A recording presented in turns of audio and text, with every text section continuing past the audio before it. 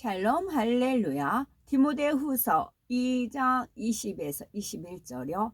큰 집에는 금그릇과 은그릇뿐 아니라 나무 그릇과 질그릇도 있어 귀하게 쓰는 것도 있고 천하게 쓰는 것도 있나니 그러므로 누구든지 이런 것에서 자기를 깨끗하게 하면 귀히 쓰는 그릇이 되어 거룩하고 주인의 쓰심에 합당하며 모든 선한 일에 준비함이 되리라.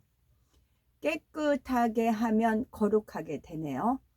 자기를 깨끗하게 하면 또 귀하게 되고, 깨끗하게만 하면은 귀히 쓰는 그릇이 되어 거룩하고 주인의 쓰심에 합당하며 모든 선한 일에 준비함이 되리라. 선한 일에 준비함이 되리라 입니다. 에레미야 17장 9절. 만물보다 거짓되고 심히 부패한 것은 마음이라. 누가 능히 이를 알리오마는. 이어서 나 여호와는 심장을 살피며 폐부를 시험하고 각각 그 행위와 그의 행실대로 보응하나니. 아멘. 요한일서 5장 3절. 하나님을 사랑하는 것은 이것이니 우리가 그의 계명들을 지키는 것이라. 그의 계명들은 무거운 것이 아니로다. 아멘. 제목은 보석보다 아름다운 그릇입니다. 악은 모양이라도 버림으로 보석보다 아름다운 그릇이 되어 하나님께 사랑받고 귀히 쓰임받는 성도가 됩시다 입니다. 디모데후서 2장 20에서 21절에 큰 집에는 금과 은의 그릇이 있을 뿐 아니요 나무와 질그릇도 있어 귀히 쓰는 것도 있고 천히 쓰는 것도 있나니 그러므로 누구든지 이런 것에서 자기를 깨끗하게 하면 귀히 쓰는 그릇이 되어 거룩하고 주인의 쓰심에 합당하며 모든 선한 일에 예비함이 되리라 말씀합니다. 원래 그릇의 용도는 무언가를 담는 것이죠. 하나님께서 자녀들을 그릇에 비유하신 것은 그 안에 하나님의 사랑과 은혜, 진리의 말씀을 담을 수 있고 나아가서 하나님의 능력과 권세, 권능도 담을 수가 있기 때문입니다. 그러면 어떻게 해야 보석보다 아름다운 그릇이 되어 하나님의 축복을 받아서 영광 돌릴 수 있을까요? 아무리 많은 돌무더기 속에서도 보석은 반짝반짝 빛을 발함으로 금방 눈에 띕니다. 영적으로도 보석보다 아름다운 사람은 하나님의 눈에 띄기 마련이지요. 하나님께서 이런 사람을 발견하면 얼마나 기쁘시겠습니까? 그에게 예비하신 각양 좋은 은사들과 축복을 주실 수밖에 없지요. 그렇다면 어떤 사람이 하나님 앞에 보석보다 아름다운 그릇이라 인정받을 수가 있을까요? 바로 하나님께서 소중히 여기시고 귀히 여기시며 아름답다고 인정하는 그릇의 조건을 모두 갖춘 사람입니다. 그러면 먼저 하나님께서 소중히 여기시는 그릇이란 어떠한 사람을 말할까요? 하나님의 나라를 이루기 위해 큰 사명을 맡았으되 온전히 감당하는 사람입니다. 가령 주님의 길을 예비한 세례 요한이나 이스라엘 백성을 출애굽시킨 모세와 같은 분들이 여기에 속하지요. 다음으로 하나님께서 귀중히 여기시는 그릇은 보통 사람과 달리 정직하고 진실하며 정한 마음과 곧은 절개로 품격과 품위가 나타나는 사람입니다. 강대국 총리로 하나님의 영광을 드러낸 요셉과 다니엘 같은 분들이 여기에 속하지요. 마지막으로 하나님 앞에 아름다운 그릇은 마음이 선해 아무 일에든지 다투거나 들레지 않고 진리 안에서 모든 것을 포용하는 사람입니다. 민족을 구한 에스더나 믿음의 조상이요 하나님의 벗이라 불린 아브람과 같은 분들이지요. 보석보다 아름다운 그릇이 되려면 첫째는 마음을 깨끗하게 하여 성결을 이루어야 합니다. 두 번째는 연단을 잘 받아 영적 빛을 낼 수 있어야죠. 첫 번째, 마음을 깨끗하게 하여 성결을 이루어야 합니다. 아무리 값비싼 그릇이라고 해도 냄새 나는 오물이 묻어 있으면 사용할 수가 없습니다. 깨끗이 씻은 후에야 가능하지요. 우리도 하나님께서 예비하신 풍성한 은혜와 각양의 은사들과 물질, 건강의 복을 받기 위해서는 깨끗한 그릇을 준비해야 합니다. 에레미야 17장 9절에 만물보다 거짓되고 심히 부패한 것은 마음이라 했고, 마태복음 15장 18, 19절에는 입에서 나오는 것들은 마음에서 나오나니 이것이야말로 사람을 더럽게 하느니라. 마음에서 나오는 것은 악한 생각과 살인과 간음과 음란과 도적질과 거짓 증거와 회방이니 했습니다. 우리의 생각이나 말과 행동이 악으로 나오지 않으려면 마음을 깨끗하게 씻어야 합니다. 여기서 마음을 씻는 것은 영적인 물, 곧 하나님의 말씀으로만 가능합니다. 하나님의 말씀으로만 가능합니다. 그래서 에베소서 5장 26절에 이는 곧 물로 씻어 말씀으로 깨끗하게 하사 거룩하게 하시고 했지요.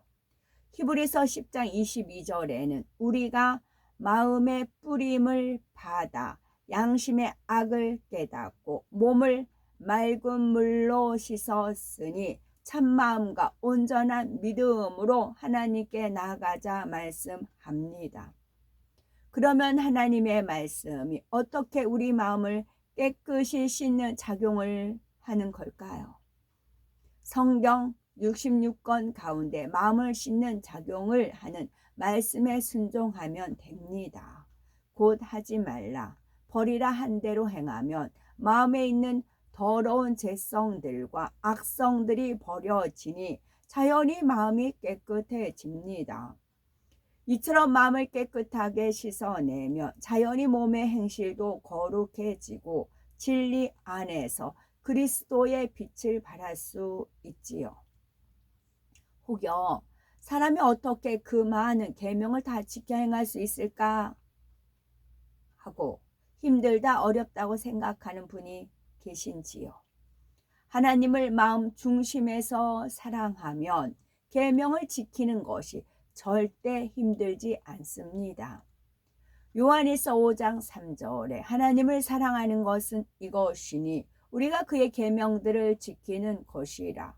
그의 계명들은 무거운 것이 아니로다 말씀합니다. 우리가 누군가를 사랑해서 하는 일은 마냥 즐겁고 행복하죠. 힘들거나 어렵고 짜증나지 않습니다.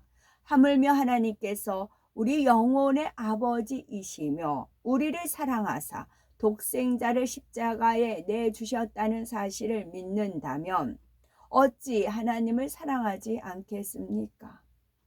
하나님을 사랑하면 말씀대로 사는 것이 전혀 힘들지 않습니다.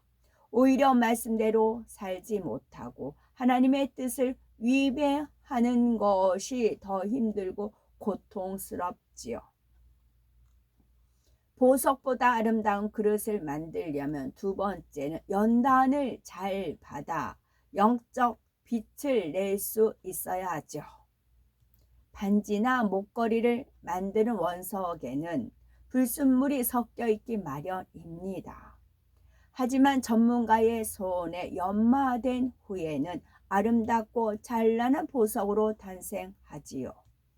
이처럼 아버지 하나님께서도 사랑하는 자녀들에게 영육간의 축복을 주시기 위해 때때로 연단을 허락하시는 경우가 있습니다. 특별히 무슨 죄를 범해서가 아니라 보석보다 아름다운 그릇이 될 수 있도록 단련하시는 것이지요. 즉 죄를 짓지 않았는데도 시련이 올 때가 있지요. 이런 경우 기쁨과 감사함으로 그 과정을 잘 통과해야 하나님의 도구로 쓰임 받을 수가 있고 큰 축복이 임합니다. 그래서 베드로전서 2장 19에서 20절에 애매히 고난을 받아도 하나님을 생각함으로 슬픔을 참으면 이는 아름다우나 죄가 있어 매를 맞고 참으면 무슨 칭찬이 있으리요. 오직 선을 행함으로 고난을 받고 참으면 이는 하나님 앞에 아름다우니라 말씀한 것입니다. 그러나 하나님과의 사이에 죄의 담이 있어서 시험 환난을 겪는다면 이것은 축복을 위한 연단이 아닙니다. 죄로 인한 것이기에 이런 경우에는 자신의 죄가 무엇인지 깨우쳐서 신속히 회개해야 어려움이 사라지지요. 죄를 피 흘리기까지 싸워 악은 모양이라도 버리고 이미 깨끗한 그릇이 되었다 할지라도 때를 쫓아 연단을 허락하시는 경우가 있습니다. 하나님께서는 흠도 티도 없으신 거룩한 빛 자체이시니 사랑하는 자녀들도 보석보다 아름다운 빛의 차원에 이를 수 있도록 단련하십니다. 이러한 축복의 연단을 믿음으로 잘 통과하고 선과 사랑으로 채우면 보석보다 아름다운 그릇이 될 수 있지요. 또한 영적인 빛의 강도가 커짐에 따라 그 권세와 능력도 더 크게 나타납니다. 마가복음 9장 17절에 보면 예수님께서 제자들이 내쫓지 못한 귀신을 내쫓는 장면이 나오는데요. 예수님께서 벙어리 되고 기먹은 귀신아 내가 네게 명하노니 그 아이에게서 나오고 다시 들어가지 말라라고 더러운 귀신을 꾸짖으시니 즉시 귀신이 나가고 아이가 온전케 되었습니다. 제자들이 귀신을 내쫓지 못한 것은 그들의 영적 빛과 예수님의 영적 빛의 차원이 다르기 때문이지요. 우리도 예수님처럼 밝은 영적 빛의 차원에 들어가려면 어떻게 해야 할까요? 어떠한 시련이 다가와도 하나님을 온전히 믿고 악으로 악을 갚지 말고 오직 선으로 악을 이기고 원수까지도 사랑할 수 있어야 합니다. 어떠한 연단 가운데에서도 믿음과 선, 사랑과 의가 진실하다는 것을 인정받으면 하나님의 권능을 받아 귀신도 제어할 수가 있고 어떠한 질병이나 연약함도 고칠 수 있습니다. 우리는 믿음의 길을 걸어가면서 참으로 많은 연단을 받게 되지요. 아무 잘못 없이 오해받기도 하고 하나님께 모든 것을 맡기고 사랑으로 간구해야 합니다. 하나님께서는 연단을 통해서 우리의 믿음과 사랑이 확증되면 예전보다 더욱 크고 놀라운 능력을 행할 수 있도록 도와주시지요. 모든 연단을 끝나면은 시공간을 초월한 권능을 함께하는 것이고 하나님께서 둘러주시는 영적인 빛은 이 세상의 어떤 빛보다 찬란하고 아름답습니다. 이 영적 빛으로 둘러싸인 자녀를 하나님께서는 보석보다 아름다운 그릇이라 인정하여 주시죠. 그러므로 신속히 성결을 이루며 보석보다 아름다운 그릇이 되어 무엇이든지 구하는 대로 응답받는 축복된 삶을 영위하는 복되고 아름답고 보배로운 우리가 되어야 되겠습니다. 아멘. 에스더는 바벨론 포로 생활 이후에 귀환하지 않고 바사에 머물던 베냐민 지파 아비하일의 딸이었습니다. 일찍 부모를 잃어 사촌 모르드게가 딸처럼 키웠지요. 에스더는 와스디가 왕비의 자리에서 폐위되자 왕의 사랑과 은총을 입어 왕비가 되었지요. 그런데 아각 사람 하만은 모든 사람이 자기에게 존경을 표하는데 모르드게만 거부하자 여기에 분을 품고 유다인들을 멸절하려는 음모를 꾸미지요. 이때 에스더는 3일 금식을 하고 죽으면 죽으리라는 각오로 왕에게 나가서 하만의 음모를 수포가 되게 하여 민족을 구한 분이십니다. 아멘.